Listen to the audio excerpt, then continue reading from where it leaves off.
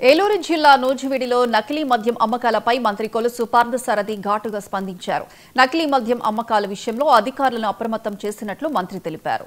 నకిలీ మద్యం అమ్మిన మద్యం షాపు నూజివీడు నియోజకవర్గంలో లేదని, ఆ షాపు గన్నవరం పరిధిలోకి వస్తుందన్నారు. సోషల్ మీడియాలో వచ్చిన వార్తలు అవాస్తవమని వెల్లడించారు.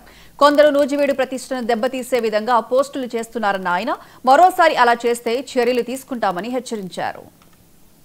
నకిలీ మద్యం అని చెప్పేసి ఒక పత్రికలో వార్త వచ్చింది. నేను వెంటనే ఎక్సైజ్ అధికారులకి ఫోన్ చేసి చాలా గట్టిగా మందలింపు ధోరణిలో మాట్లాడటం కూడా జరిగింది.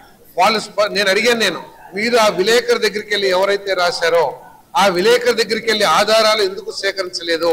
ఏదైతే పేపర్లో ఒక ఆగిరిపల్లి షాప్ లో ఆ కానిస్టేబుల్ లేకపోతే యజమాని వారిని సర్ది చెప్పి పంపించారని ఏదైతే కథనం సృష్టించారో ఆ షాప్ ఏ షాపు, ఆ షాప్ మీద ఎందుకు చర్యలు తీసుకోలేదు, ఆ షాప్ ఎందుకు మూసేయలేదు, లేదా అక్కడ ఉన్న అధికారుల మీద ఎందుకు చర్యలు తీసుకోలేదని అడిగితే ఆ షాపు నూజివీడు నియోజకవర్గానికి సంబంధించిన షాప్ కాదు.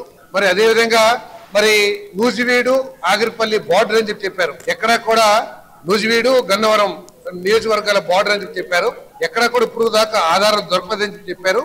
నేను వెంటనే అధికారులు ఎక్కడున్నా కూడా ఆ విలేకరుని అడగండి, మీ దగ్గర ఉన్న ఆధారాలు ఏమిటి మాకు చెప్పండి, వెంటనే చర్యలు తీసుకుంటామని చెప్పాము. కానీ ఏదో సోషల్ మీడియాలో వచ్చిందంటే అది పేపర్లో రాశారని చెప్పారు.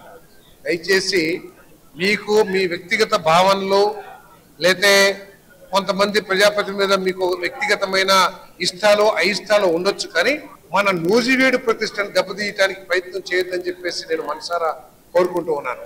ఒకవేళ అదే ధోరణి కొనసాగించినట్లయితే ప్రజలు కూడా ఎదురు తిరిగే పరిస్థితి ఉంది.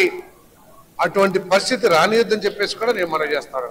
వాస్తవం అయితే తప్పుకోకుండా మీరు ఏదైతే సమాచారం ఇస్తారో ఆ సమాచారం ఆధారంగా తప్పకోకుండా అధికారుల మీద, ప్రజాప్రతినిధుల మీద, అందరి మీద కూడా చర్యలు తీసుకుంటామని చెప్పేసి మనం చేస్తాను.